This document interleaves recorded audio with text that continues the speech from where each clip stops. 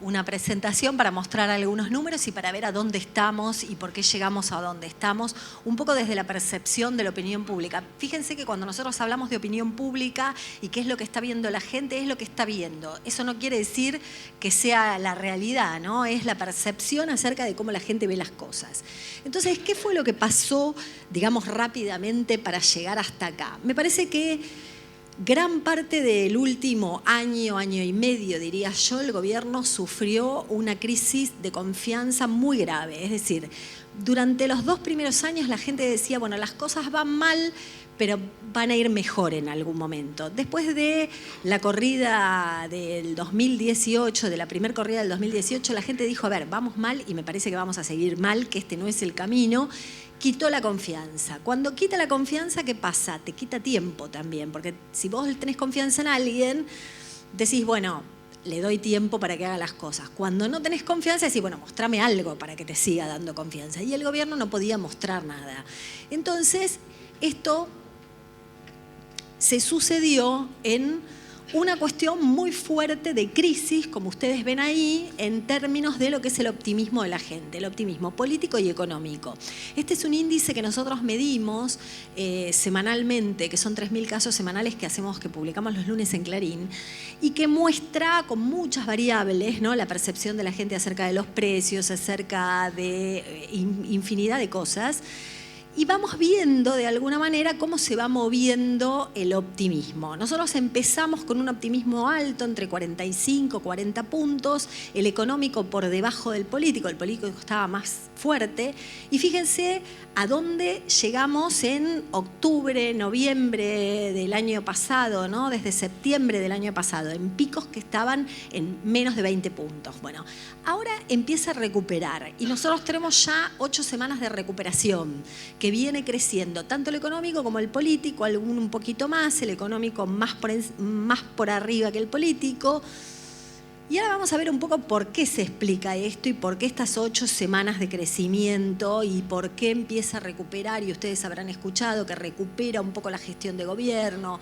Bueno, vamos a ver un poco con números qué es lo que pasa ahora en relación a esto.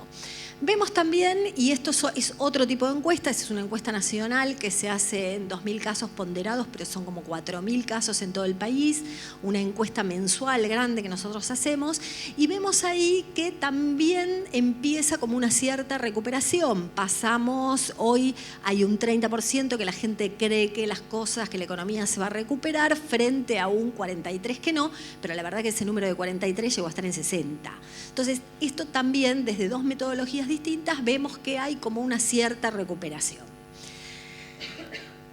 Los temas siguen siendo los temas económicos, es decir, la verdad es que las preocupaciones de la gente hoy siguen pasando por la inflación, la desocupación, la pobreza, suman más del 60% de las menciones, sigue la corrupción estando en un segundo lugar, bastante constante. Si nosotros miramos las evoluciones, vemos que la inflación también, la preocupación por la inflación, si bien es la más alta y sigue siendo alta, empieza a moderarse un poquito. Esto también va de la mano de que se empiezan a moderar un poco los índices de inflación.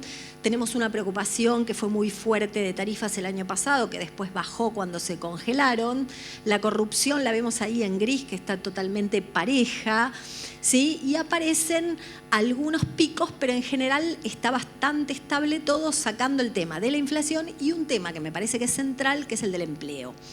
La verdad que cuando uno mira estudios, no solo de elecciones en Argentina, sino en toda Latinoamérica, el desempleo correlaciona muy fuertemente con los cambios entre oficialismo y oposición. Es decir, la inflación, si va acompañada del salario, bueno, por ahí pasa, ¿no? Y la gente vuelve a votar oficialismo, sí siente que, bueno, que hay inflación, sobre todo en nuestro país, que estamos bastante acostumbrados, pero cuando la desocupación empieza a crecer, en general los estudios demuestran que siempre hay cambio entre oficialismo y oposición, por eso es un tema para mirar muy de cerca. Bueno, ¿cómo termina impactando esto? Bueno, termina impactando obviamente en la aprobación de gestión que uno tiene. Esto es gestión nacional, la aprobación es una respuesta dura, o sea, aprueba o desaprueba. Hoy tenemos 33, casi 34% de aprobación para Macri contra 59% de desaprobación. Este también es un indicador a tener en cuenta en las elecciones. ¿Por qué? Porque de alguna manera, a ver, la elección ejecutiva es un plebiscito de gestión. Entonces, si vos desaprobás la gestión, probablemente no lo vuelvas a elegir. Y los votos que sacan los oficialismos correlacionan bastante bien con el nivel de aprobación de gestión que tengan. Si miramos la evolución, vemos que, la verdad, el gobierno pasó por meses muy complicados. Nosotros en mayo teníamos 23% de aprobación de gestión. 23%. Tuvo un salto muy grande, que fue en el mes de mayo a junio, que pasó a 31 y ahora lo tenemos en 33,7. Es decir, que el salto se moderó, pero bueno, se viene manteniendo en una escalada positiva para la gestión de gobierno. Bueno, entonces, esto es un poco la aprobación que tiene hoy el presidente. ¿Qué es lo que está pasando hoy? Vemos también la aprobación de María Eugenia Vidal, que tiene 44% de aprobación contra 50%. María Eugenia Vidal siempre estuvo muy por encima en términos de aprobación y en términos de imagen en relación a la gestión nacional. Y acá hay dos cosas. Una tiene que ver con la imagen personal de la gobernadora y la empatía que genera y demás, que son atributos como más personales, pero también es cierto que la gestión de los gobernadores, como hoy el tema es la economía y la economía es responsabilidad del gobierno nacional, los gobernadores no están tan castigados por esta situación que vive la gestión nacional. Entonces, uno ve, Vidal tiene 44% de aprobación, es la más castigada de todas formas. Si uno mira, y vieron que se desdoblaron todas las elecciones provinciales, miraba los niveles de aprobación de gestión de los gobernadores y tomaba distintos gobernadores de distintas facciones. Tomaba Infran, no sé, 70, tomaba Santiago del Estero, que por ahí tiene otro, Zamora tiene otro perfil, 80. Miraba Schiaretti, peronista, distinto, 70. Mira Rodríguez Larreta, 60. Es decir, que en realidad hoy no es una situación en la que se vayan todos, ni muchísimo menos, sino que hay muchos gobernadores, muchos intendentes que tienen niveles de aprobación altísimos, que superan los 60, 70 puntos. ¿Cuál es el tema? El tema es la economía y por lo tanto el castigo va al gobierno nacional, que es quien es el responsable de manejar la economía. Siempre miramos provincia de Buenos Aires porque de alguna manera ustedes saben que lo que pasa en la provincia de Buenos Aires define. Y en esta elección yo creo que muchísimo más que en otras, ¿no? Y ahora voy a explicar por qué. Bueno, otra cosa que fue cambiando fue el piso y techo, digamos, el votaría o nunca votaría de los distintos dirigentes políticos. Cuando uno mira eso, ¿qué es lo que ve? Bueno, ve que hubo ciertos cambios. En algún momento Cristina tenía como un techo muy bajo, es decir, había un 60% de gente que decía nunca la votaría. Bueno, ahora bajó y fíjense que tiene 51.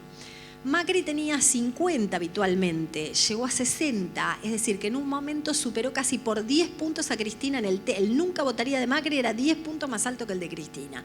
Bueno, ahora están iguales prácticamente, ¿no? 50, 51. Fíjense que el nunca votaría más bajo es el de Labaña, pero después eso no se transforma en intención de voto. Después vamos a ver las encuestas de voto, no sé si las habrán visto el otro día que salieron publicadas en el diario. Y esa es un poco la foto. Entonces, en función de esta foto decimos, bueno, ¿y ahora para dónde vamos? ¿Dónde estamos? ¿Qué es lo que nos depara, no? Tuvimos elecciones desdobladas, no vamos a mirar esto, que son todos los numeritos de cómo fueron las elecciones. Lo que sí ustedes saben es que las elecciones prácticamente todas fueron ganadas, todos los gobernadores reeligieron, todos los gobernadores, todos los oficialismos ganaron, con dos excepciones. Santa Fe, que gana Perotti del PJ, porque tampoco era, bueno, fueron con una lista única, ¿no? Era una elección muy peleada, nosotros la seguimos muy de cerca, la elección de Santa Fe, pero fíjense, Lifshitz tenía, el promedio del 2018 era 40% de aprobación. Este año, ahora bajó un poquito, pero este año tenía 58% de aprobación. Sin embargo, bueno, el PJ logró ganar la elección en Santa Fe, el socialismo venía con un cierto desgaste ya. Y la otra excepción fue Tierra del Fuego, que si bien también ganó PJ, bueno, Rosana Bertone no pudo reelegir. ¿Qué pasa? Cuando los gobiernos nacionales les va más o menos, los gobernadores que dicen desdoblemos, no nos quedemos pegados a la boleta nacional. Todos desdoblaron. Y ahora, por más que ustedes habrán escuchado que algunos van con lista corta, lista larga, apoyan, no apoyan, la verdad que ellos ya están tranquilos. Entonces, el apoyar o no apoyar es relativo. La boleta corta o larga, ustedes saben que la boleta hay que militarla. O sea, no es solo con decir voy con la boleta larga o la boleta corta que algo cambia. Entonces, hoy tenemos una situación donde las listas nacionales se la ven un poco solos. A ver, si la Red y Vidal hubieran podido desdoblar, también hubieran desdoblado. No, evidentemente no lo dejaron. Y ese, bueno, es parte del peligro. Fue una decisión bastante, por parte del gobierno nacional, de mucho riesgo, diría yo. O sea, que les puede salir bien, pero de mucho riesgo. Entonces, hoy las dos fórmulas nacionales están jugando prácticamente solas, porque casi todas las elecciones ya han pasado. ¿Cómo fue la evolución en estas elecciones del voto de Cambiemos? Bueno, Cambiemos sumó casi 1.100.000 votos del 2015 a las legislativas del 2017, es decir, que había tenido un crecimiento importante, y ahora en lo que fueron las elecciones de gobernadores tiene 2.100.000 votos, con lo cual tiene más o menos, en números redondos, 500.000 votos menos de lo que tuvo en el 2015. ¿Qué es lo que muestra? Bueno, primero, dos cosas. Las elecciones sucedieron desde el mes de marzo, creo que fue la primera en Neuquén, que empezamos las elecciones en el mes de marzo.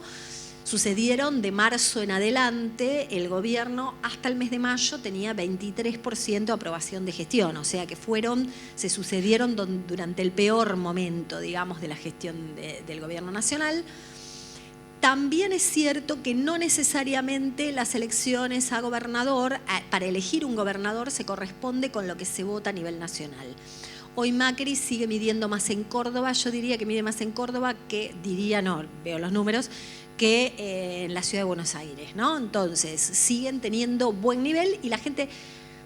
Schiaretti tuvo una elección histórica, es la elección más alta de todas, gana con el 57% de los votos, duplica las dos listas de Cambiemos, o de, bueno, ahora Juntos por el Cambio, duplica la suma de las dos listas y ganan, por supuesto, la ciudad de Córdoba, que también era una ciudad radical y que de alguna manera hacía muchos años que no ganaba el peronismo. Entonces... sí es cierto que una cosa es cuando uno vota gobernador y otra cosa es cuando elige presidente. Me parece que las lógicas son distintas. Sí crea clima, porque cuando ustedes veían y decían, bueno, 10 elecciones perdidas por el oficialismo, evidentemente eso va cambiando el clima, pero esto no se corresponde necesariamente con lo que puede pasar después a nivel nacional.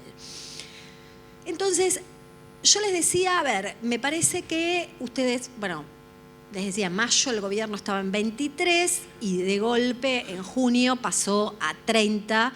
¿Qué fue lo que pasó? Parece que pasaron dos cosas. Una tiene que ver con la economía y otra tiene que ver con la política. No me voy a meter en temas económicos de los cuales va a hablar Damián, pero sí la interacción que pudo haber tenido en la política. ¿Qué pasa? Acá todos miramos el mercado financiero, así no hayamos comprado un dólar en nuestra vida, porque sabemos que de alguna manera nos influye. Entonces, hay como una interacción. Cuando en el mercado financiero nosotros vemos todos los días las tapas de los diarios que sube el riesgo país, que sube el dólar, que las tasas se disparan y demás, eso tiene una implicancia directa en la economía real. En el nivel, en la inflación, por supuesto, en el nivel de actividad, en el empleo. Y tiene una implicancia directa. Y eso a su vez implica en las encuestas. ¿Por qué? Porque en el sector político, en las encuestas y demás, porque entonces la gente dice, no, este gobierno no va, no soy optimista, no lo voy a volver a votar. Entonces, como no pasa esto vuelve a impactar en el sector financiero y entonces el dólar sigue subiendo y entonces suben las tasas para contener al dólar y bueno... Hay que romper ese círculo. Me parece que el gobierno entendió en algún momento que esto pasaba y tomó algunas medidas. Estas medidas tuvieron que ver, bueno, fundamentalmente en el sector financiero, cuando el mercado responde a la decisión del Banco Central, fecha clave 29 de abril, cuando, bueno, el fondo da la autorización para el tema de que el Banco Central pudiera manejar esto. Entonces en el sector financiero las cosas se empiezan a ordenar, por lo menos la gente no ve todo el día la tapa de el dólar y el riesgo país y demás.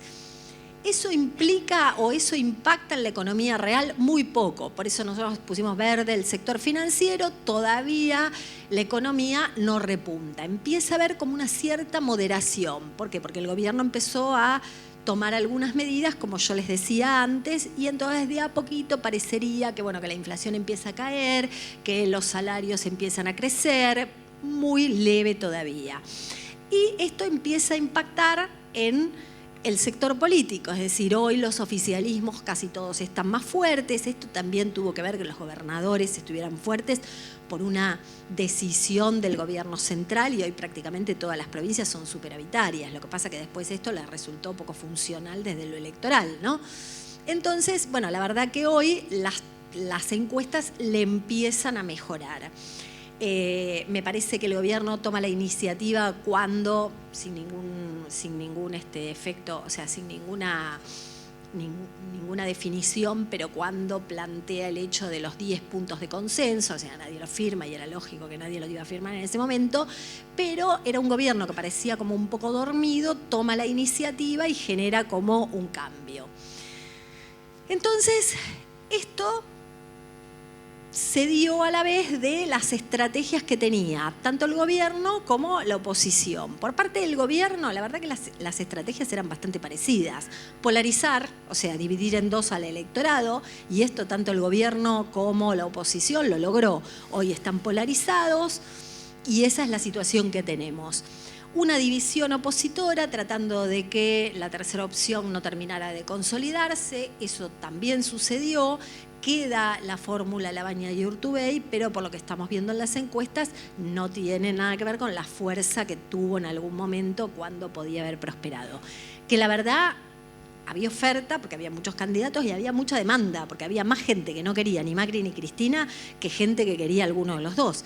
Pero bueno, eso no prosperó, también fue parte de la estrategia y que de alguna manera les dio resultado. Y por otro lado, bueno, por parte del gobierno, tratar de que la economía, bueno, obviamente que no iba a ayudar, pero por lo menos no empeorara las cosas, ¿no? Entonces, esta era un poco la estrategia por parte del gobierno, la estrategia por parte de la oposición también tenía que ver, no sé por qué no salen algunas cosas, pero bueno, también tenía que ver con, por un lado, la unión de la oposición, y esto se dio sobre todo con la incorporación de Massa, ¿no? Que terminan captando a Massa y eso hace que el peronismo estuviera como más unido. Una contraposición, bueno, y la última que es una contraposición de los modelos, ¿sí? Donde confrontábamos modelo K, modelo Macri y hablaba la estrategia es decir, bueno, antes vivíamos mejor, entonces esto de alguna manera daba algún resultado y un poco el tema del corrimiento al centro con la incorporación la definición de Alberto Fernández como candidato a presidente. A mí me da la sensación que en ese sentido tuvieron un buen avance con esto porque esto rompía el techo un poco de Cristina y podía captar otro segmento de votantes. Lo que pasa que me parece que después con la designación de la fórmula en la provincia de Buenos Aires, ese corrimiento al centro no se notó tanto porque la fórmula de la provincia era bastante radicalizada, ¿no? Kicillof Magario no hablaba de un dirigente por ahí como, no sé, Insaurralde o algún intendente que por ahí no se viera tanto como una persona exclusivamente de la cámpora. Entonces, bueno, me parece que de alguna manera en este sentido, bueno, no está del todo claro. ¿Y qué fue lo que le dio cada uno? La verdad que votos no le dio ninguno de los dos. Ni Pichetto le dio votos a Macri, en términos generales, digo, ninguno tiene territorio ni nada, y Alberto Fernández tampoco. Hay mucha gente que todavía no sabe quién es, o sea, que cree que es Aníbal Fernández, cuando uno ve cuando responden las encuestas que no lo conocen todavía no empezaron las campañas, los spots y todo eso. Entonces uno a veces cree que todo el mundo está muy interiorizado, no es así. Sí me parece que de alguna manera Pichetto le daba como una cierta, o querían mostrar como una cierta amplitud, y por parte de Alberto Fernández una visión tal vez menos radicalizada, menos ideologizada. Sí es cierto que Pichetto tal vez pueda ser útil, y me parece que los dos, la utilidad es, después si ganan, que de alguna manera Pichetto le puede dar un mejor control en el Senado, porque la verdad que va a haber que sacar leyes complicadas, y que Pichetto tiene experiencia en eso, tiene buen diálogo con gobernadores peronistas. Y por otra parte, me parece que el tema de Alberto Fernández también le daba una flexibilidad para negociar con otros sectores que tal vez Cristina Kirchner tenía como un techo en ese sentido. La verdad que es lo que yo creo en realidad, que los dos le dieron a sectores que no querían votar por ninguno de los dos la autoexcusa a sí mismos para decir, bueno, yo a Cristina no la quería votar, pero ahora que está Alberto, capaz que es otra cosa. No, yo a Macri no lo quería votar, pero ahora que está Pichetto, por ahí está más abierto, porque la verdad que el eje de la elección, y eso es lo único que está claro desde el principio, es que la elección es más por el que no quiero que gane que por el que quiero que gane. Entonces, como no quiero que gane Macri, digo, bueno, capaz que Alberto Fernández es distinto, o como no quiero que gane Cristina, digo, bueno, capaz que ahora con Pichetto las cosas cambian. Me da la impresión que ese fue el plus y que hizo que un poco hubiera un cambio en términos de la intención de voto. Bueno, acá tenemos las fórmulas, sabemos que va a haber un Congreso complicado, nadie va a tener mayoría, y además estas bancas, de acuerdo a los distintos sectores y demás, la verdad que va a ser interactivo, porque esto va a ir cambiando, ¿no? Tanto en diputados como en senadores van a ir cambiando todo el tiempo. No sé por qué sale todo corrido, debe ser por el sistema del... Bueno, no sé por qué, pero sale corrido, pero se entiende, ¿no? Sí, no sé por qué, debe ser por... La proyección. Por la proyección, ¿no? Sí, bueno, sí. no importa. A ver, esto lo que nos muestra es, ustedes escucharon hablar de que la boleta corta, la boleta larga, más allá de lo que yo les dije, la boleta hay que militarla también, además de que esté en la boleta, pero también se habla mucho de cuántas provincias, sí, es cierto, hay muchas más provincias que van con boleta larga que las que van con boleta corta, pero no hay que confundirse que también las de Juntos por el Cambio tienen un porcentaje mayor porque son provincias donde está el mayor conglomerado de electores que en todo el resto de las provincias del norte. Entonces hoy hay casi más de un 50% que responde a Juntos por el Cambio y un 30% o poco más de 30% que responde al Frente de Todos, ¿no? Entonces hay algunas cosas que se dicen que no son del todo así. Esto acá no, bueno, no está, pero algo también pasa con el tema de los diputados. Vieron que se dice mucho que los diputados son todos de la cámpora, o que van a entrar muchos diputados de la cámpora. Esto tampoco es así, porque en realidad hay 28 diputados que son diputados pertenecientes a la cámpora, de los cuales renuevan 23 ahora, porque bueno, son los del 2015, entonces los del cambio, ¿no? Senadores son 6 años, entonces es 2013, pero diputados 2015.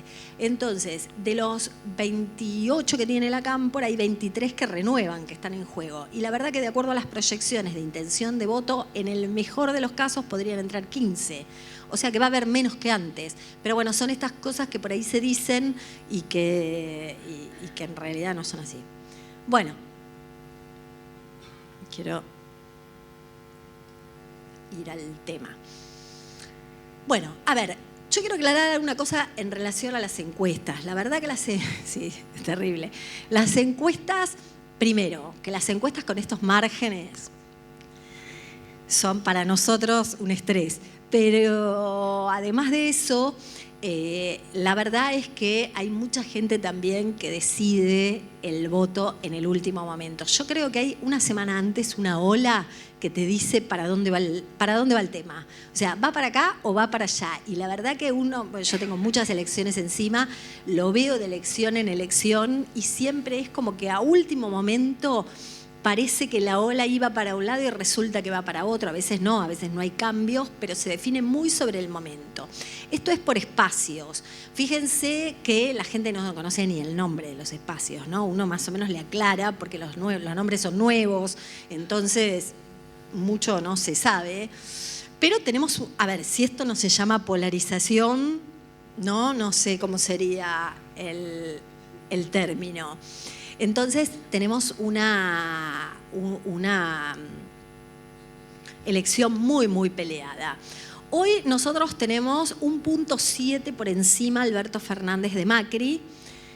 Si yo les digo la evolución, nosotros empezamos a publicar encuestas, esta la publicamos hace 2 días creo, no publicábamos antes del 22, digamos, de que estuvieran los candidatos, no nos parecía serio, pero obviamente las teníamos, algunas a veces se filtraban. En la elección de mayo, en la misma, o sea, con la misma muestra, la misma encuesta y demás, en el mes de mayo nosotros teníamos 9 puntos por encima Alberto Fernández de Macri. En la elección de junio teníamos 3 puntos de diferencia y ahora tenemos 1.7. Esto lo que muestra, si uno quisiera mirar la película, es que de alguna manera la fórmula Fernández-Fernández está estancada, la fórmula Macri viene como creciendo de a poco. Tuvo un crecimiento fuerte mayo-junio. ¿Por qué tuvo un crecimiento fuerte mayo-junio? Parte lo expliqué anteriormente con el tema de la economía, de sentir que la economía, sobre todo el sector financiero, estaba estable y de a poco eso iba a tener algún impacto en la economía real. Y la otra parte es la baña, digamos, lo que podía haber sido la baña. Nosotros llegamos a tener 23, cuando Cristina medía 30 y Macri medía 30, Alternativa Federal medía la suma de sus candidatos, que no es lo mismo porque después no todo se sostenía ahí. Llegó a medir 23. O sea, que si hubieran medido 25, 26, era una elección de tercios. Bueno, eso se deshidrató, hoy lo tenemos a la baña con 6.9 y por eso se reflota ahora un tema del que no se hablaba, que era qué pasa si la elección se termina resolviendo en primera vuelta. ¿Es probable? Y es probable, porque si estos números son así y si esto se mantiene este mes y más o menos la cosa queda pareja a 1, 2 puntos, hasta 5 puntos de diferencia, fíjense que están casi en 40, llegar a 45 no falta nada para cualquiera de los dos, o sea, para el que gane, que todavía hoy la verdad que, o sea, uno lo que ve es que la tendencia marca que la fórmula Fernández-Fernández se estancó, la de Macri viene creciendo, pero la diferencia sigue siendo a favor de Fernández, no en el balotaje, ahora les voy a mostrar, pero bueno, ahí hay una consideración. Y también es cierto que a 45 estás en nada, ¿sí? Porque, fíjate, hay algunos, no sé si se terminará dando así, pero bueno, hay algunos espacios que no van a llegar al piso, o sea que la elección en la primera vuelta se va a ver todavía reducida a menos candidatos. No es lo mismo cuando en el 2015 Massa y De la Sota tenían 20 puntos y los mantuvieron. Ahora, además, un tema del que por ahí no se habla mucho, ¿no? Que es el tema del financiamiento, de los espacios tan chicos que no pueden conseguir ni... O sea, hay que fiscalizar 95.000 mesas, o sea, no es un tema menor para un espacio que no mide mucho. Entonces, yo creo que se va a polarizar, si estos son los resultados de las PASO, se va a polarizar más aún, y si se polariza más aún, la elección puede terminar en un 45-1, 44-7, qué sé yo, por decir algo, ¿no? Porque, si todos recuerdan, la diferencia de 10 es cuando tiene 40, pero con 45 la diferencia puede ser centésimos, ¿sí? Ahora, si la elección es esta, imagínense lo que nos espera de agosto a octubre, porque va a ser tremendo, tremendo. Y por lo que pintaría hoy, el escenario es ese, ¿no? Ahora, bueno, acá tenemos jefe de gobierno parecería que Horacio Rodríguez Larreta va a ganar en primera vuelta porque todavía hay que ahí proyectar indecisos y está en 49, o sea que va a llegar fácilmente a 50. Matías Lamens, que es el candidato que más fuerza le hace, son 24,8. El candidato del Frente de Todos, o antes kirchnerismo y demás, es como, el espacio es como inelástico al candidato. O sea Recalde, Filmus, Lamens, más o menos es 25, o sea, es piso y techo entre 25 y 30, no pasa de ahí. Entonces, y no habiendo otro contrincante fuerte, la verdad que todo indicaría que va a ganar en primera vuelta. Y me faltaba yo digo, ese es como el centro de la cuestión. ¿Qué va a pasar en la provincia de Buenos Aires? La verdad que yo creo que lo que pasa en la provincia de Buenos Aires, y sobre todo si hay balotaje, lo que pasa en la provincia de Buenos Aires va a definir el resultado de la elección.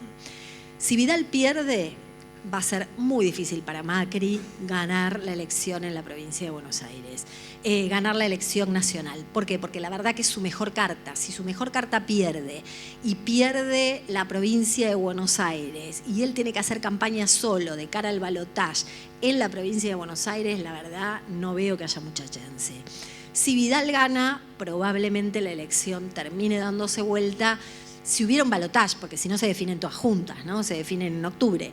Pero si Vidal gana, va a ser como un revival del 2015, ya habiendo ganado la mitad del país, Macri haciendo campaña en la provincia de Buenos Aires con Vidal, el resultado puede ser otro. Ahora, hoy nosotros tenemos esta diferencia a favor de Vidal, que es poca, pero también esto implica que tendría que haber un corte de boleta para que se dé esto de casi 7 puntos. Es difícil, es súper difícil. O sea, la gente tiene que ir a votar, tiene que ir todo el mundo a votar para que esto pase, ¿no? Y además tiene que cortar boleta. El corte de boleta histórico es 3 puntos. En el 2015 fue 6, que fue histórico. Bueno, ahora tendría que ser 7 o que Macri crezca un poco más en la provincia de Buenos Aires. ¿Qué pasó? En mayo Macri medía 20 puntos en la provincia de Buenos Aires. 20. En GBA, Gran Buenos Aires, 15. Bueno, ahora está en 26, es decir, que creció 6 puntos. O Macri crece o Vidal necesita un corte de boleta fenomenal. Fíjense, por ejemplo, Balibuca mide 2,5 de acuerdo a las encuestas y Balibuca mide 2,5, que es el candidato de Labaña mide 6,9. Es decir, que hay un voto que es Labaña-Vidal, que tiene cierta lógica. Pero tiene cierta lógica. Y en el 2015, si nos acordamos, una cosa es mirar lo que dicen y después hay que mirar también lo que fue pasando. Stolbizer en el 2015 no medía medía, no sé, 8 puntos me parece que eran. Terminó sacando 2 o 3. ¿Por qué? Porque había mucha gente que decía Stolbizer, Vidal. Y después llegó el momento y la votó a Vidal y lo metió Macri. O sea que también puede haber una atracción hacia arriba. No parece porque la elección está muy polarizada en Macri-Fernández, ¿no? Pero la realidad es que también puede haber una atracción hacia arriba y que Macri termine viéndose beneficiado por la elección que haga Vidal. Después están los intendentes. ¿Qué pasa con los intendentes? Porque la boleta, Vidal tiene que levantar todo, tiene que levantar a los intendentes y levantar al presidente. ¿Qué pasa con eso? Bueno, que los intendentes en general de Cambiemos tienen una peor performance que los peronistas. ¿Por qué? Porque son nuevos. Muchos ganaron de casualidad, ganaron porque ganó Vidal y ellos iban al costado, pero nadie pensaba, ni ellos pensaban que iban a ganar. Entonces, hoy tienen un nivel de aprobación bastante más bajo que algunos intendentes peronistas que tienen una vida en el distrito, que se lo conocen de memoria y que lo manejan de taquito, y entonces uno ve distritos en el interior de Gran Buenos Aires con aprobación de 80 puntos. La verdad, si fuéramos a balotaje, lo que pasa en la provincia de Buenos Aires define la elección. Si Vidal pierde es difícil que Macri gane, y si Vidal gana es muy factible que Macri termine ganando, más allá de lo peleado de la elección, ¿no? Entonces, en la provincia de Buenos Aires, si nosotros vamos a una elección de balotaje, bueno, ahí nos sale 2-1 la diferencia, la tenemos a Macri por encima en este balotaje, pero esto es ciencia ficción, porque de acá a noviembre falta una vida y va a haber hitos que van definiendo que esto pase. Entonces, cosas para ir mirando, y acá termino. Bueno, un poco mirar ¿Qué pasa con ese perfil del votante anti-Macri, anti-K, que hoy estaba en la baña? A ver si eso empieza a florecer o no. Hoy no parecería, pero bueno, hay que ir mirando. Hay que ir mirando qué pasa en la provincia de Buenos Aires. A ver, ¿cuánto le dio Massa al oficialismo? No es tanto lo que le dio en el escenario nacional. La verdad que Cristina sigue sacando lo mismo que antes de Aníbal Fernández, antes de Alberto Fernández y antes de Massa. Su voto está ahí y es de Cristina. Sí, el daño que le hace a Juntos por el Cambio Massa es que no le divide el voto peronista. Entonces, antes Massa con 10, 12 puntos en la provincia de Buenos Aires te dividía el voto peronista, que normalmente está en más del 50%. Hoy no te lo divide. Entonces, eso es lo que hay que... Y a ver, que Vidal pierda, como les decía, cambia el escenario totalmente. Bueno, después hay que ver qué pasa con las campañas, ¿no? La verdad que las campañas en general se pierden, no se ganan las elecciones y hay que ver quién tiene la campaña más consistente. Hoy todavía, yo por lo menos mi opinión particular es que el Frente de Todos todavía no tiene una campaña, no tiene campaña, digamos, no empezó con la campaña, vamos a ver qué pasa. Cambiemos, como bueno, está gobernando, entonces es más visible, digamos, pero hay que ver qué pasa con las campañas. Entonces, esto es lo que les explicaba de la intención de voto con el corte de boleta. Y una última lectura, bueno, ¿qué va a pasar? No diría yo hoy en la primera vuelta, sino en las PASO, ¿no? ¿Qué va a pasar si hay una diferencia, si está parejo o si hay una diferencia donde si Cristina gana por más de 5 puntos, bueno, va a haber tensión financiera, va a haber... Y si no hay, la van a buscar para que esté y para que genere miedo, porque va a ser una campaña muy dura lo que se viene. Y si la elección está muy peleado, como así parece, bueno, también va a ser muy dura porque va a hacer lo imposible. La verdad que es un cambio muy fuerte el que se viene. Es una elección muy polarizada, muy pareja y con dos modelos bastante distintos, ¿no? Para lo que viene, por lo menos lo que parece, porque hasta ahora hablamos de encuestas y nadie dijo absolutamente nada de qué es lo que va a hacer, ¿no? En términos de la economía, en términos ni siquiera del equipo económico. Macri dijo lo mismo más rápido y hasta ahora Alberto Fernández dice que está viendo. O sea que poco sabemos, siempre son promesas y frente a las promesas, ¿quién gana? El que más confianza genera. Y entonces estamos otra vez, como les decía al principio, en una disyuntiva entre saber quién es el que más confianza nos genera. Me voy a meter en comercio. Claramente me voy a meter en comercio y lo que quiero hacer es macro, micro y como mi conferencia es cómo sobrevivir al actual contexto económico, a la crisis, la intención es dejarle propuestas. No tanto diagnósticos, sino propuestas. Bueno, a ver. Este gráfico que les presento acá es cómo está distribuido hoy las pymes y cuáles son su nivel de representatividad. Es muy importante saber qué son. Bueno, fíjate que el 85% son microempresarios dentro de lo que son las pymes. Y son de 0 a 9 empleados, 85% de las pymes. De 10 a 49 empleados es el 12% de las pymes. De 50 a 200 empleados son el 2,5% de las pymes. Y las grandes empresas solamente el 0,6% del volumen total empresario del país, son más de 200 empleados. Esto es un foro de comercio. ¿Cuánto es comercio y servicio respecto de las pymes? Bueno, fíjense que en comercio la participación sectorial es 31,4%. Y si sumás comercio y servicio, más o menos el 70%. Esto es datos del Ministerio de Producción y Trabajo de la Nación ahora. O sea, es un dato actualizado. Y en el porcentaje de empresas registradas, comercio se lleva casi el 40% de ese sector. O sea que este foro es muy importante. Segundo, el porcentaje de empresas comerciales sobre total de empresas. Fíjense este gráfico. 2007 tomé, era el 24,9% del comercio.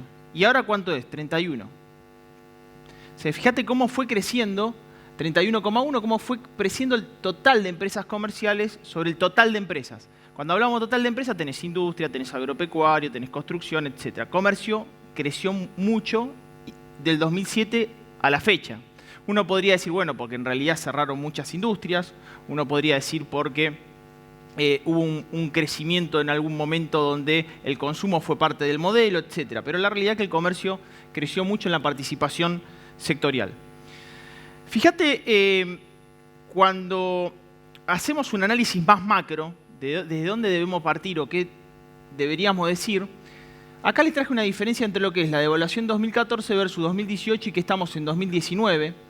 En 2014 vos tenías demanda agregada, que caía la inversión, pero el consumo era sostenido vía emisión. O sea, el gobierno anterior emitía dinero. Bueno, es una de las restricciones que tiene este gobierno. La contracción de la base monetaria cero, hay cero emisión, hay una tasa de interés muy elevada y a su vez se le suma caída del gasto público, caída de la inversión real del sector público, con caída de la inversión del sector privado, por lo cual ahí la forma, digamos, de endulzar un poco la economía viene por financiamiento al consumo. Pero no hay financiamiento a la inversión, es imposible, incluso capital de trabajo. Por lo cual, yo no sé, Mariel, si de la democracia a la fecha, algún gobierno se tuvo que enfrentar a las urnas con cero posibilidad de emitir, de llevar buenas noticias, ¿no? Entonces, creo que va a ser inédito también la elección desde el punto de vista del acondicionamiento económico que tiene el gobierno a nivel político. Bueno, ¿cómo veo la salida de la recesión? Bueno, la veo más lenta que en 2008, 2009, 2014 y 2016. Veo que la corrección fiscal es menos gasto público, pero más presión tributaria. O sea, tenemos más presión tributaria que en el gobierno de Cristina. Macri termina con más presión tributaria que el gobierno de Cristina y encima sobre sectores que no quería generar mayor presión tributaria como el sector agropecuario, el sector agroexportador. Bueno, las cuentas externas, más exportaciones y menos importaciones, ahí tenemos que ver una cosa importante. Es muy delgadita la balanza comercial. O sea, las exportaciones crecieron 4.600 millones de dólares en el acumulado del año, pero la realidad es que caen importaciones porque cae el Producto Bruto Interno. ¿Qué pasaría si, como se espera el año que viene, la economía argentina crezca entre el 2 y 2,2%, vamos a necesitar importar? Argentina por cada punto de importación necesita 3, por cada punto de crecimiento necesita 3 de importación.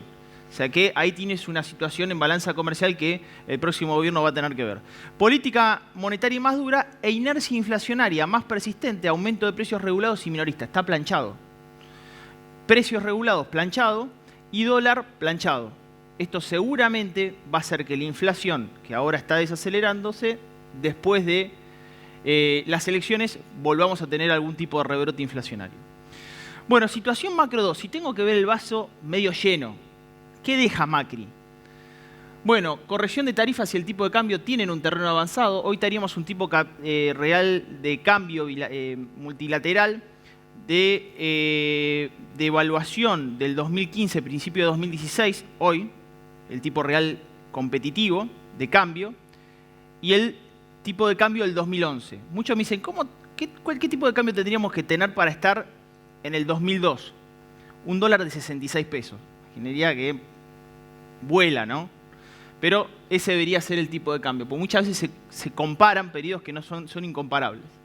Bueno, la situación fiscal vía corregirse, pero no creo que llegue en 2019, no creo que logre el déficit cero, va a estar cerca, pero viene lográndolo en todas las revisiones del fondo. Yo creo que le va a faltar. El Banco Central ya no financia el Tesoro, menor déficit externo, stock de capital en energía y transporte, el INDEC, que para mí es un valor, cuentas provinciales equilibradas y apertura de cuentas externas. Creo que esto es lo que deja la gestión de Macri. Vamos a la micro.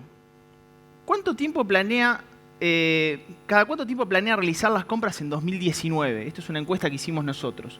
Todos los días 29,3%, una vez por semana 29,1%, 2 veces por semana 12,5%, 3 veces por semana 10,6%. Fíjense que en contexto de restricción del poder adquisitivo, restricción del bolsillo, el estoqueo que se pierde. Actuamos mucho más por reposición. Eso para los centros comerciales a cielo abierto es bueno. Porque evidentemente vamos a visitar mucho más ese tipo de superficie con oportunidad de venta. O sea, para nosotros que no haya estoqueo, en definitiva es mejor que cuando lo hay, que se derivan a grandes superficies comerciales o otro tipo de formatos como puede llegar a ser el formato mayorista. ¿Con qué frecuencia usa la tarjeta de crédito para compras diarias durante el mes? Bueno, fíjate que una vez al mes, el 24,3%, una vez a la semana, 14,4%. La realidad que esto estamos hablando de compras diarias. Hay un alto uso y estamos en una situación de irregularidad de crédito sobre las familias, crédito personal y tarjeta de créditos del 5,2% en situación de irregularidad, fuente Banco Central de la República Argentina, primer trimestre de 2019. ¿A qué año nos tendríamos que remontar, Damián, para ver una situación similar?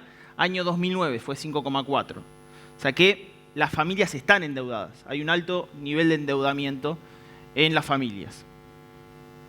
El uso principal de su tarjeta de crédito es para compras diarias, 20,6%. O sea que durante estos primeros 5 meses, primer semestre del año, las familias argentinas utilizaron la tarjeta de crédito para comprar lo básico en forma diaria. Bueno, esta es una encuesta sobre el Plan Ahora 12, de hecho lo hicimos ayer en América. Si alguna vez habían financiado con el Plan Ahora 3, 6, 12 o 18 cuotas sin interés, esto es del anterior gobierno también hasta ahora, y 4 de cada 10 argentinos se financiaron dentro del programa. Por lo cual es el programa de financiamiento al consumo más importante que tiene nuestra economía, que supera cualquier actividad del sector privado, como puede ser Vamos los Jueves o cualquier actividad del sector privado bancario. Cuando vemos, bueno, acá tenemos segmentos etarios, me interesaba ver qué es lo que compran. Fíjense la distribución de qué se compra con estos planes, porque los va a involucrar ustedes en el comercio. Es muy parejo.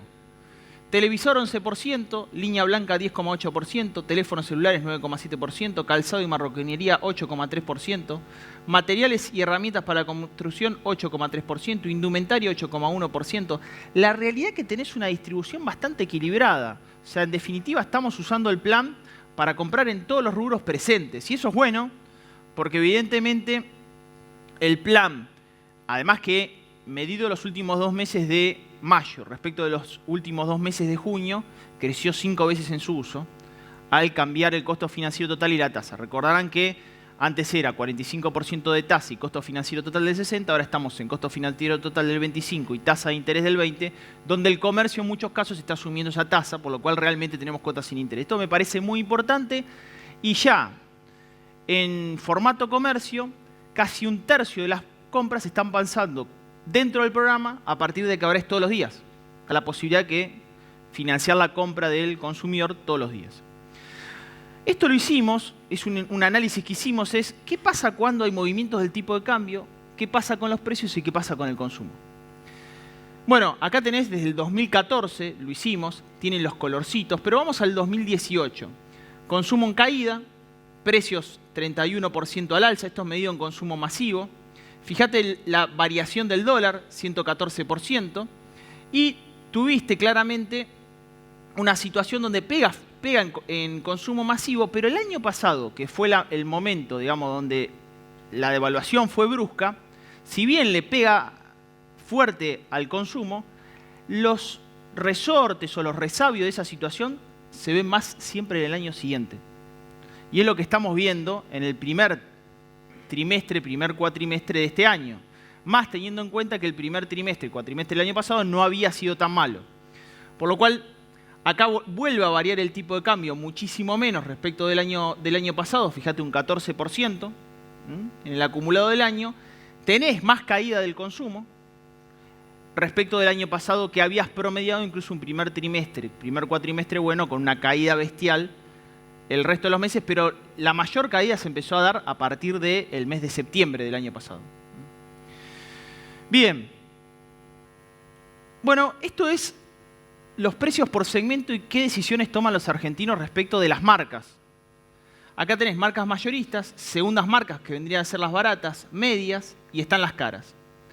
Y acá tenés el peso por unidades y la variación en unidades. Acá lo que hicimos es primer cuatrimestre de 2018 versus primer cuatrimestre del 2019. Y fíjate que la variación en unidades, ¿quiénes son los ganadores? Bueno, mayoristas 0,7% y las segundas marcas el 5%. Las marcas medias caen 3,2% y las caras caen 2,5%. Yo siempre me pregunto, ¿qué es una segunda marca? Es una pyme.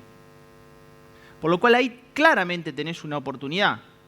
Porque evidentemente las primeras marcas están perdiendo terreno frente a segundas marcas. Vieron que ayer se dio el caso de de las galletitas, tía Maruca. Entonces me puse a analizar todas las galletitas del mercado. Aproximadamente hay entre 4.000 y 6.000 variedades de galletitas, de presentaciones. 4.000 a 6.000. Ganan todas las segundas marcas y con crecimientos en algunos casos fenomenales frente a las primeras marcas. Y obviamente es por cuestión de precio. Mañana sale una nota nuestra en Clarín, en el suplemento Spot, sobre el tema de un periodista que quería hacerle oda a las macucas, que crecieron, son una de las galletitas que más crecieron. Se disparó el informe desde el punto de vista periodístico por la situación de tía Maruca. Pero en definitiva, segundas marcas son también las pymes. Y ahí hay una oportunidad de mercado. Generación Z salvará el comercio físico. Esto es un estudio norteamericano, pero lo tenemos que tomar en consideración. ¿Vieron Stranger Things? ¿Alguno vio Stranger Things de Netflix? ¿Dónde transcurre? En un shopping. ¿Qué año? 1984. Pero lo tenés que pasar 10 años más a Argentina. Fue mi columna de esta semana de ámbito financiero. Y ahí lo que muestro es este cuadro, en el cual lo que muestra son diferentes sectores. Esto es una encuesta norteamericana, reitero. Y es el nivel de participación de tiendas físicas en las compras de la generación Z en centros comerciales. Shopping, pero también es trasladable a comercios de calles y avenidas en Norteamérica. Y fíjate que el 75% de la generación del milenio compra en centros comerciales.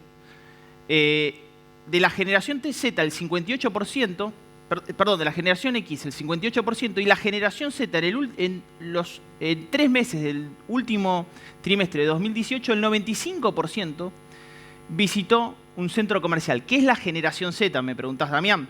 Nacidos entre 1981 y 1996. Aproximadamente entre 23 y 38 años. Esa generación, que parecería que iba a estar consumiendo permanentemente Internet, es la que hoy está transitando mucho más los centros comerciales que el resto de las generaciones de más edad. Por lo cual, en Norteamérica se está diciendo que esta generación es que justamente ese comercio minorista tradicional es la que todavía va a seguir consumiendo en este tipo de formatos. Y yo creo que la alfa y la Z en realidad van a tener un nuevo lenguaje de compra respecto de la baby boomer, la milenio, la generación X, que quizás somos nosotros que tenemos más de 40 años, ¿no?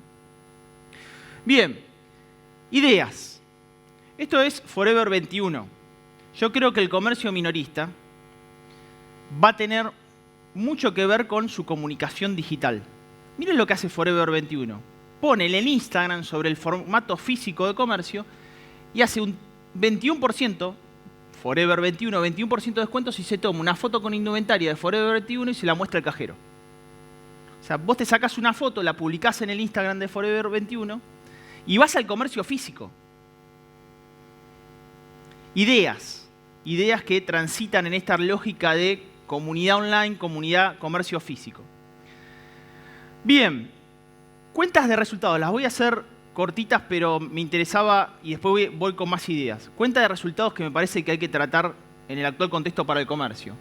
Nueva ley de promoción Pymes 2. Esto quedó pendiente, esto hay que volver a tratarlo. Creo que FEBA, CAME tiene que seguir tratando esta parte. El monotributo. Se lo puso al presidente de la Nación, CAME, entiendo, la semana pasada, le pidió el monotributo simplificado. Una ampliación, fíjense que las escalas de 28,7% versus inflación a junio es un 69,6%. Muchos comienzan a saltar de régimen y a diciembre va a ser 84,6% acumulado. Por lo cual muchos van a saltar de régimen en contexto de caída de las ventas minoristas y va a ser muy difícil sostener la actividad con 30% de ganancia, 21% de IVA, 3% de ingreso bruto, tasas municipales, tasas provinciales. Mínimo no imponible de cargas sociales, se logró, CAME logró 17.500 para cargas sociales en economías regionales. Me parece esto que para la pyme sería muy bueno trasladarla al sector comercial, por ejemplo. Me parecería una idea buena. El exporta simple, viene muy bien el exporta simple. Me parece que es una idea muy buena y hay que extender de $600.000 dólares anuales, extender esa escala para que las MIPYMES o la micropyme pueda seguir avanzando en este terreno. Otra línea de financiamiento destinada a facilitar el capital de trabajo, porque evidentemente la política comunitaria va a ser dura a lo largo de todo el periodo político, eleccionario, por lo cual me parece que claramente hay que volver a tener una línea para las PYME, para financiar el capital de trabajo. Es imposible hacerlo a un 59% de la tasa del ELIC de referencia. Financiamiento privado, evitar la discriminación financiera para aquellas que hayan tenido cheques rechazados durante el periodo vigente para futuro financiamiento en el sector privado, clave, si no muchas van a quedar excluidas. Factura de crédito electrónica, esto empieza a funcionar, esto me parece bueno, sobre todo aquellos que le venden a grandes empresas, van a tener la posibilidad de que esa factura que le hacen a una grande empresa, a las 30 días lo puedan utilizar ese documento en el banco o negociarlo en el mercado. La ley Comprepyme, me imagino que Tisado ha hablado de ello, y la ley de economía del conocimiento, que reduce sobre el impuesto a las ganancias a 15%, carga laboral, estabilidad impositiva y bono fiscal, me parece que habría que trasladarlo a ciertos sectores de comercios muy pequeños que comienzan en la actividad y sector servicio. Vamos con ideas, propuestas. Traje casos exitosos en el actual entorno, comerciales, que a mí me parece bueno para mostrar. Esto es un concepto. Tenés una copita de vino con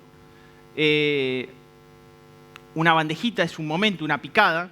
Bueno, este es un emprendedor pyme que ahora está desarrollando acá en Argentina y es muy exitoso, y me pareció que está bueno pensar en conceptos, momentos, no solamente un bien, sino vender un concepto. Esto es un concepto.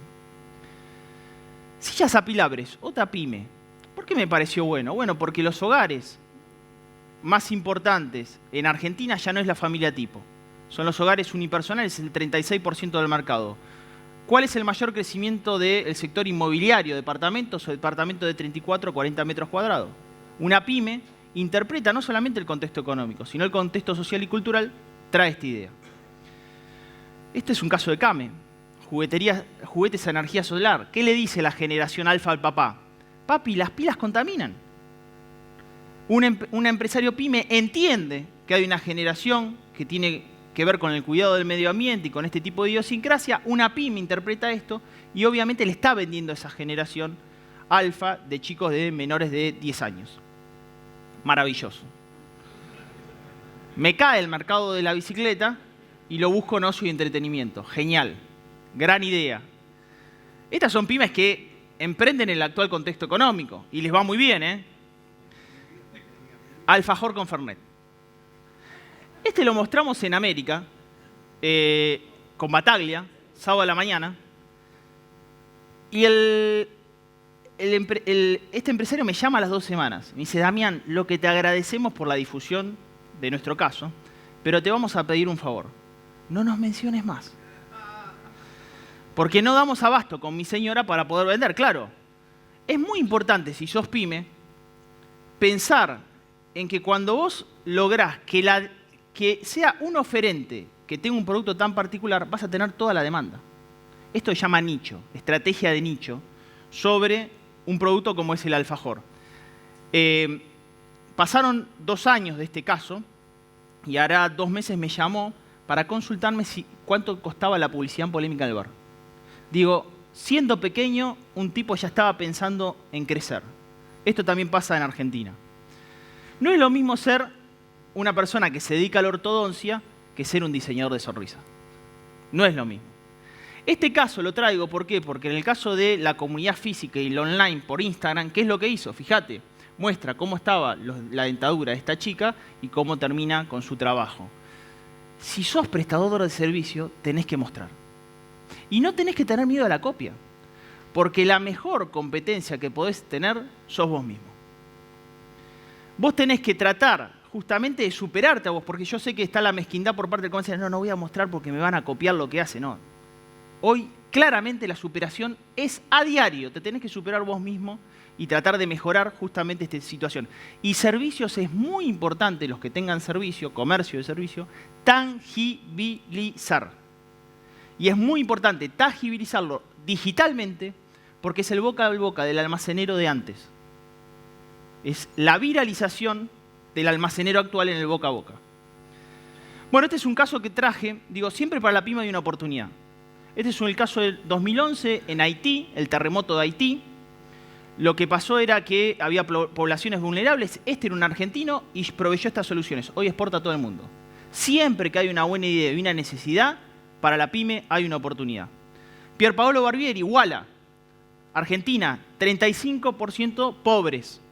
Sacó esta tarjeta que se recarga con Rapipago o Pago Fácil y hoy ese segmento de la población puede acceder a ofertas, promociones y descuentos que no tenían la posibilidad por el costo de mantenimiento de una tarjeta de crédito. Sugiero que la tengan en consideración, porque es un segmento muy importante, está en fuerte crecimiento, y decir también cuál es el negocio de darle.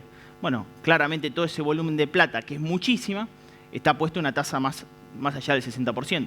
O sea, él tiene una rentabilidad, pero soluciona un problema a gente que no tenía acceso a este mercado. Jerónimo Bucher, lo conocen, se va al MIT, está entre los 20 emprendedores de Argentina más importantes. Tuvo la oportunidad con Angela Merkel, canciller alemana. Decía, en el recreo mis amigos tiraban los vasitos, 100 vasitos de plástico en un cesto de basura. Generó estos vasos biodegradables con una alga que se llama Sourui. Y se va a ir al MIT y tiene su laboratorio en la Universidad de San Martín sobre biotecnología, este vaso biodegradable, argentino también. Caso de CAME, Pyme Virtual Dreams, estos chicos permitieron que personas que nunca habían podido ver tengan un mecanismo de pseudovisión, ven como si fuesen murciélagos por primera vez en su vida. También el capital humano en la pyme se ocupa de este tipo de problemáticas. Abrazadera bambú de hilo para saxo soprano, nicho de los recontra nicho. ¿A quién le voy a vender esto? Bueno, el gobierno permitió que con el Exporta Simple yo tenga un pequeño nichito local que se convierta en global. Hoy exporta a 14 países. Pensar en grande siendo pequeño. Tecnología al servicio del campo, Auraband. Claramente el agro crece, 24% está creciendo el agro. Este es un software que se desarrolló para imagen satelital en el sector del campo y hoy es ejemplo en Argentina. Argentina tiene mucha potencia cuando se habla con el convenio o el convenio Mercosur, Unión Europea. Argentina tiene mucho software, mucha maquinaria y mucha competitividad en el sector agropecuario. Por eso hay fuerte proteccionismo por la Comunidad Económica Europea. Nosotros tenemos el problema en industria. Tenemos que ver qué vamos a hacer con la industria. No es el campo nuestro problema. Este caso se hizo viral. Bueno, yo lo publiqué esta semana. De hecho, lo quiero llevar, se lo pasé hoy a Mariano para ponerlo en polémica. Pero quiero que veamos este video. Un comercio minorista que es guionista, productor y editor de este video, esta semana fue viral y miren qué hizo.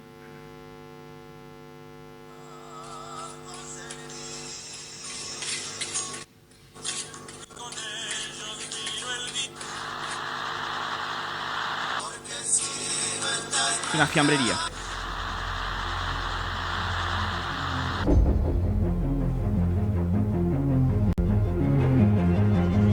$200 de mortadela. El humor negro le permitió a este comercio minorista tener el mayor retweet de la semana. Lo que puede hoy generar desde la comunicación la viralización. También hay que ser ingenioso en un actual contexto de ver qué hago para difundirme. Y este caso fue ingenioso. Pasamos al próximo video, que es sobre, yo lo aprendí con Fabián Tarrío en España, es un caso de España, un comercial, pero que quiero que vean sobre promoción de un centro comercial. A ver.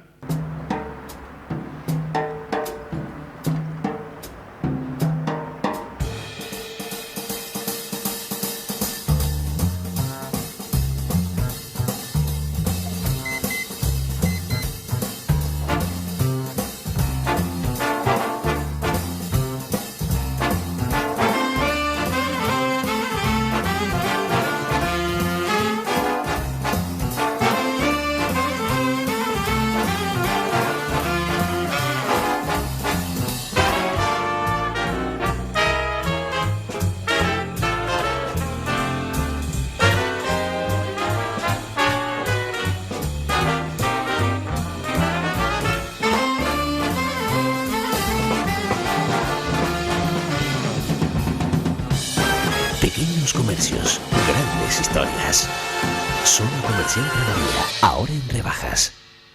Bueno, esta campaña que se hizo en España, mucho de lo que se aprendió con con la gestión de Fabián Tarrío como presidente de la Federación de Centros Comerciales, uno dice, bueno, en realidad eso pasa afuera, Damián. Traernos cosas que pasen en la provincia de Buenos Aires. Bueno, miren lo que pasa en Pergamino.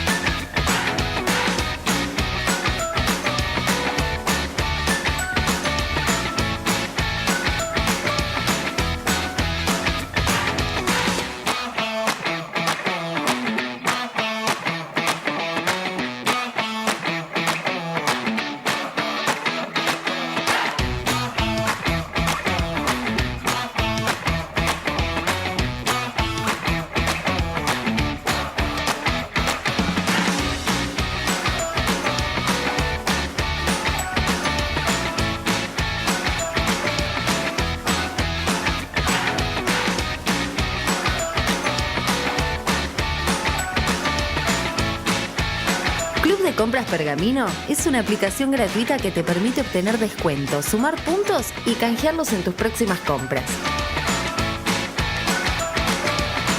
Club de Compras Pergamino, un desarrollo de la Cámara de Comercio, Industria y Servicios.